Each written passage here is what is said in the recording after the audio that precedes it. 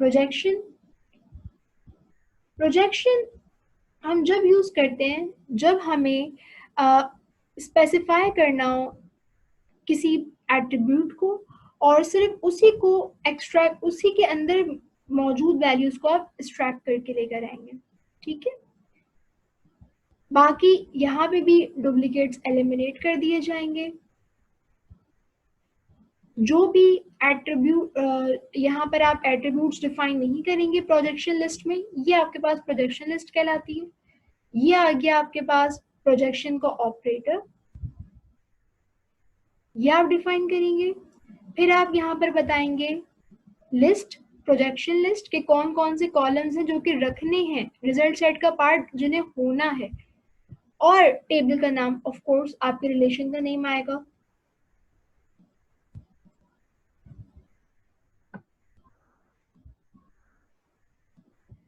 Produce a list of salaries for all staff showing only staff number, first name, last name and salary details. यहाँ पर आपके पास staff के table में बहुत सारे कॉलम्स हैं, लेकिन कौन से कॉलम्स चाहिए? रिजल्ट सेट में सिर्फ आपको staff number, first name, last name और सैलरी डिटेल्स, सैलरी, ये 4 कॉलम चाहिए। तो आपने यहाँ पर प्रोजेक्शन लिस्ट में डिफाइन कर दिए 4 कॉलम्स के नेम। अब सिर्फ ये देख लें आप रिजल्ट सेट का पार्ट है, बाकी कोई भी जो कॉलम्स हैं वो रिजल्ट सेट का पार्ट नहीं बने। ठीक है, अभी हमने देखा था स्टाफ का डेटा।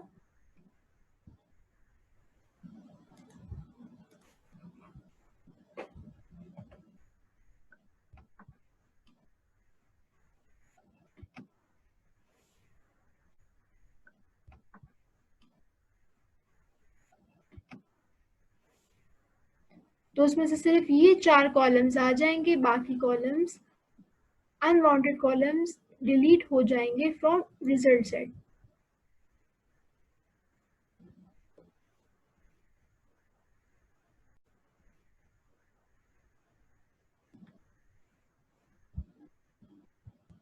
यूनियन, जब भी हम 2 टेबल्स का यूनियन लेते हैं, फॉर एग्जांपल आर और दूसरा टेबल है एस, तो इस जो आपका रिजल्टेंट टेबल होगा उसके अंदर दोनों के टपल्स आएंगे, आर के भी और एस के भी, और वो भी जो दोनों में कॉमन है। डुप्लीकेट्स को यहाँ एलिमिनेट कर दिया जाता है। अच्छा, एक बार और ध्यान में रखनी चाहिए, वो ये है कि R and S must be union compatible. अब यूनियन कंपैटिबल का क्या मतलब है? यूनियन कंपैटिबल से ये मतलब है कि अगर आपके पास 2 टेबल जिनका आप यूनियन ले रहे हैं, उनके पास अलग अलग एट्रीब्यूट्स होंगे, लेकिन उस वक्त आपको डिफाइन करने हैं वो एट्रीब्यूट्स जो आपने फर्स्ट टेबल में डिफाइन किए वही सेकंड टेबल में भी डिफाइन करने हैं। ठीक है, सेम नंबर ऑफ एट्रीब्यूट्स, और उसके साथ साथ कॉरिस्पॉन्डिंग एट्रीब्यूट्स के डेटा टाइप भी सेम होना चाहिए। ठीक है, यानी पहले वाले टेबल का फर्स्ट और सेकंड वाले टेबल का फर्स्ट ये दूसरे कॉरिस्पॉन्ड कर रहे हैं, तो इनके डेटा टाइप सेम होना चाहिए। फिर पहले टेबल का सेकंड कॉलम, फिर सेकंड टेबल का सेकंड कॉलम, ये दोनों का डेटा टाइप सेम होना चाहिए, एंड सो ऑन। तो सेम नंबर ऑफ एट्रीब्यूट्स हो, यानी कॉलम्स हो, और कॉरिस्पॉन्डिंग एट्रीब्यूट्स की डेटा टाइप भी क्या हो, सेम हो।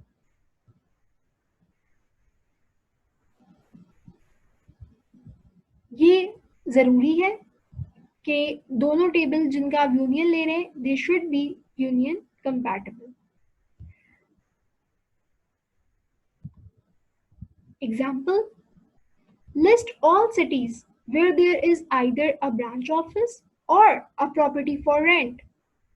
आपको सारे सिटीज चाहिए, दोनों टेबल्स में से, ब्रांच के टेबल में से भी और ब्रांच के टेबल में से भी और प्रॉपर्टी फॉर रेंट के टेबल में से भी। ठीक है, उसके लिए हम क्या लेंगे, यूनियन लेंगे। यूनियन से हमारे पास रिजल्ट में सिटीज आ जाएंगे, या तो वहां पर ब्रांच का ऑफिस होगा या वहां पर प्रॉपर्टी फॉर रेंट होगी। इन दो में से कोई एक चीज भी होगी तो वो हमारे रिजल्ट सेट का पार्ट बन जाएगा। कैसे लिखेंगे इसे? यूनियन तो आपको पता ही है, यहाँ पर आपके पास आता है आर यूनियन एस, दोनों रिलेशंस और उनका यूनियन। लेकिन उसके लिए सबसे ज्यादा जरूरी क्या है कि आप के पास आर एंड एस दोनों को आपको यूनियन कंपैटिबल भी देखना है। तो उसके लिए हमने यहाँ पे बताया कि आप यहाँ से सिटी कॉलम प्रोजेक्ट कर रहे हैं और यहाँ से आप प्रोजेक्ट कर रहे हैं सिटी कॉलम, और दोनों के सिटी कॉलम का आपस में क्या ले लिया आपने? Union.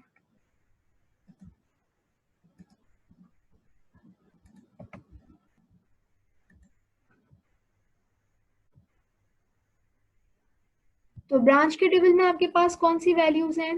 London, Aberdeen, Glasgow, Bristol. Property for rent में आपके पास क्या वैल्यूज हैं? एबरडीन, लंदन और ग्लासगो।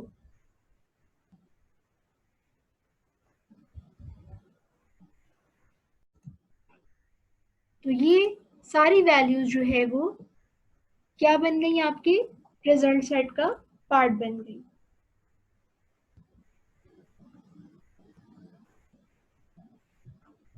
डुप्लीकेट्स को रिमूव कर दिया जाता है, जैसे हमने देखा कि डेफिनेशन में भी मेंशन था कि आपके पास अगर लंदन 2 या 3 दफा आ रहा है लेकिन रिजल्ट सेट में सिर्फ एक दफा आएगा, एबरडीन 2 या 3 दफा आ रहा है, रिजल्ट सेट में सिर्फ एक दफा आएगा, और जो वैल्यू एक ही दफा आ रही हो तो ऑफ कोर्स एक ही दफा आएगी।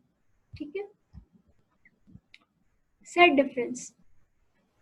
सेट डिफरेंस के अंदर वो टपल्स आएंगे जो कि आर का पार्ट है और एस का पार्ट नहीं है।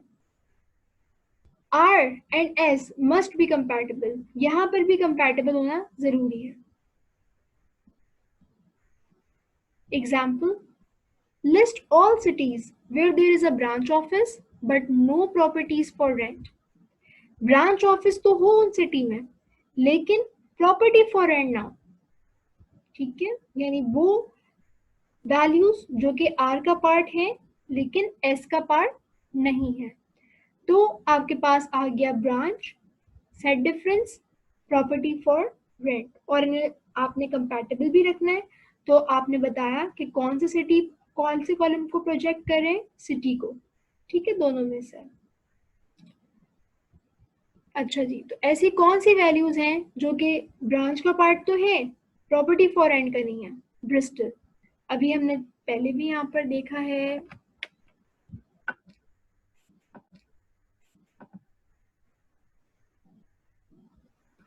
ब्रांच के अंदर सारी वैल्यूज ऑलमोस्ट वही हैं जो कि प्रॉपर्टी फॉर रेंट के सिटी में है। सिर्फ एक ब्रिस्टल एक ऐसी वैल्यू है जो कि ब्रांच में है लेकिन प्रॉपर्टी फॉर रेंट में नहीं है। तो ब्रिस्टल जो है वो पार्ट बन गया है किसका? हमारे रिजल्ट सेट का।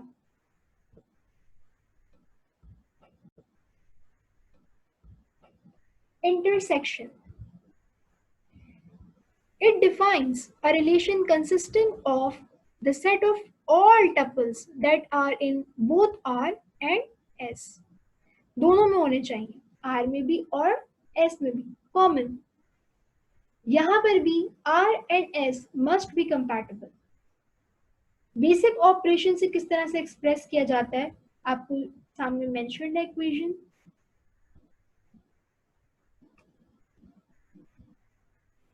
List all cities where there is both a branch office and at least one property for rent।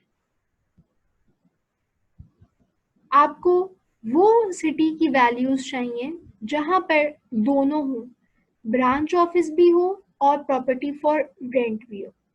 ठीक है, दोनों होनी चाहिए, यानी ब्रांच के टेबल में जो सिटी है की वैल्यूज है और प्रॉपर्टी फॉर रेंट में जो सिटी की वैल्यूज है जो दोनों में कॉमन होंगी वो आ जाएंगी। तो ब्रिस्टल कॉमन नहीं थी, हमने भी देखा, बाकी लंदन, एबरडीन और ग्लासगो दोनों में मौजूद है, तो वो आपके रिजल्ट सेट का पार्ट बन गए।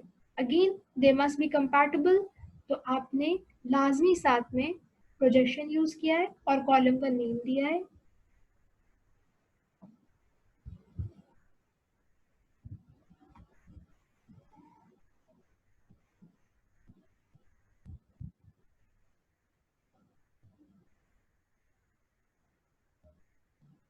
Thank you.